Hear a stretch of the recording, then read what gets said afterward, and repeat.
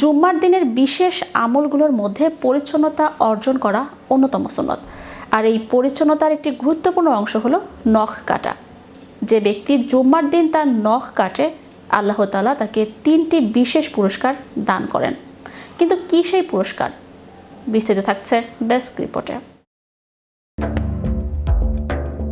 জুম্মার দিনের বিশেষ আমলগুলোর মধ্যে পরিচ্ছন্নতা অর্জন করা অন্যতম সুন্নত। আর এই পরিচ্ছন্নতার একটি গুরুত্বপূর্ণ অংশ হলো নখ কাটা। আপনি কি জানেন যে ব্যক্তি জুম্মার দিন তার নখ কাটে, আল্লাহ তাআলা তাকে 3টি বিশেষ পুরস্কার দান করেন? 1 নাম্বার হলো আল্লাহ তাআলা তার শরীর থেকে রোগ দূর করে তাকে শিফা দান করেন। নাম্বার 2, তাকে 10 দিন পর্যন্ত সব রকম বালা মুসিবত থেকে হেফাজত রাখেন। নাম্বার 3, তার উপর আল্লাহর রহমত ও করুণা বর্ষিত হয়। নখ কাটা একটি ফিতরাত বা নবীগণের আদর্শ। রাসূলুল্লাহ সাল্লাল্লাহু আলাইহি সাল্লাম প্রতি 10 দিন অন্তর বা অন্তত সপ্তাহে একবার নখ কাটার পরামর্শ দিয়েছেন। যেহেতু জুম্মার দিন মুসলিমদের জন্য সাপ্তাহিক উৎসবের দিন, তাই এদিন নখ কেটে পরিচ্ছন্ন হওয়া সুন্নতে মুআক্কাদা বা গুরুত্বপূর্ণ সুন্নত।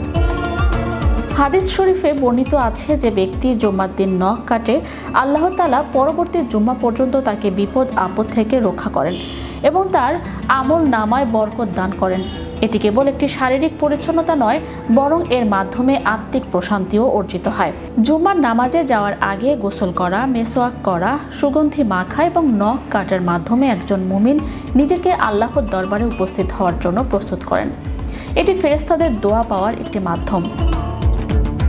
ডান হাতের শাহাদাত আঙ্গুল থেকে শুরু করে কনিষ্ঠ আঙ্গুল পর্যন্ত কাটা, এরপর বৃদ্ধাঙ্গুল কাটা, এরপর বাম হাতের কনিষ্ঠ আঙ্গুল থেকে শুরু করে বৃদ্ধাঙ্গুলি পর্যন্ত কাটা। পায়ের নখ যেভাবে কাটবেন, ডান পায়ের ছোট আঙ্গুল থেকে শুরু করে বড় আঙ্গুল পর্যন্ত ধারাবাহিকভাবে কাটা, এরপর বাম পায়ের বড় আঙ্গুল থেকে শুরু করে ছোট আঙ্গুল পর্যন্ত শেষ করা। নখ কাটার পর সেই অংশগুলো মাটিতে পুঁতে ফেলা বা নিরাপদ স্থানে সরিয়ে ফেলা ভালো, যাতে যত্রতত্র ছড়িয়ে না থাকে। তবে আমাদের সমাজে নখ কাটা নিয়ে কিছু ভ্রান্ত ধারণা প্রচলিত আছে।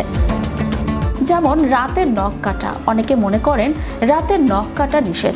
আসলে ইসলামে রাতে বা দিনে যে কোনো সময় নখ কাটায় কোনো বাধা নেই, তবে জুম্মার দিন দিনের বেলা কাটা সুন্নত। Channel Europe news desk.